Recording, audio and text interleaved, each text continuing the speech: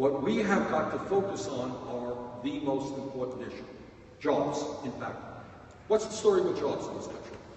When you pick up the newspaper, they will tell you that the unemployment rate is 5.5%. Is that true?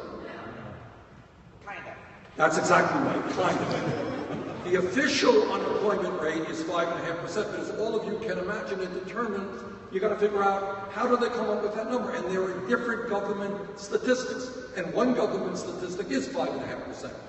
But there's another government statistic which is more important.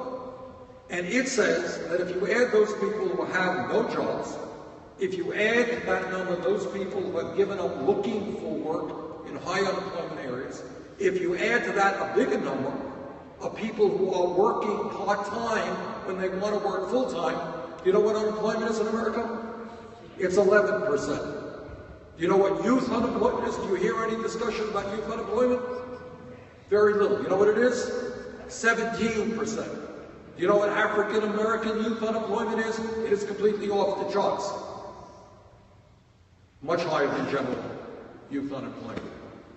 So it would seem to me when we talk about the important issues, one of the issues is how do we put millions of people back to work? Think of what America would look like. Instead of having 17% youth unemployment and kids doing drugs and kids getting into problems, what about getting jobs for those kids? How do you do that?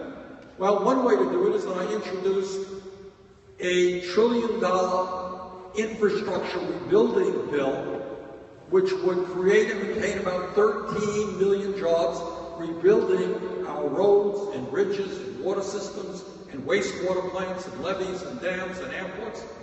Think about how America would look when we have people giving us a first-class infrastructure. That's what we should be thinking about.